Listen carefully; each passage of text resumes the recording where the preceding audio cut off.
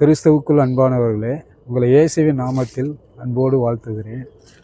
இயேசு உங்களோடு பேசுகிறார். இந்த நிகழ்ச்சிக்கு உங்களை அன்புடன் வரவேற்கிறேன். இன்றைக்கி நம்ம பார்த்தோம்னா, நம்ம வாழ்க்கையில் கடந்து போகும்போது எல்லா இடத்துலையும் என்னை பகைக்கிறாங்களே, குடும்பத்தில் ஒரு அன்பு இல்லை, குடும்பத்தில் என்னை வெறுக்கிறாங்க, பிள்ளைகள் என்னை வெறுக்கிறாங்க, மனைவி என்னை வெறுக்கிறாங்க, அதுபோல் வேலை செய்கிற இடத்துல என்னை வெறுக்கிறாங்க, சொந்தக்காரங்க என்னை வெறுக்கிறாங்க, யாருமே என் மேலே ஒரு அன்பு இல்லையே அப்படின்னு நீங்கள் அன்புக்கு ஏங்குறவர்களாக இருக்கலாம். ஆனால் ஆண்டவருடைய வார்த்தை இன்றைக்கு நம்மளோடு என்ன பேசுகிறது என்றால், 1:4-8 தேவன் அன்பாகவே இருக்கிறார் அப்படின்னு ஆண்டவர் சொல்கிறாரு.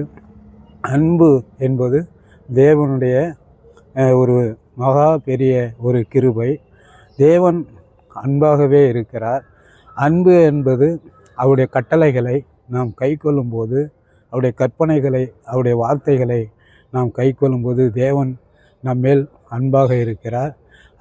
அன்பு சகலத்தையும் தாங்கும், சகலத்தையும் சகிக்கும், சகலத்தையும் விசுவாசிக்கும் என்று 1 கொரிந்தியர் 13 சொல்கிறாரு. இப்படி தேவனுடைய அன்பு என்றைக்கும் மாறாதது, அது பரிசுத்தம் உள்ளது. கர்த்தருடைய அன்பினாலே உங்கள் ஒவ்வொருவரையும் நிரப்புவாராக. இயேசுவின் நாமத்தில் பிதாவே.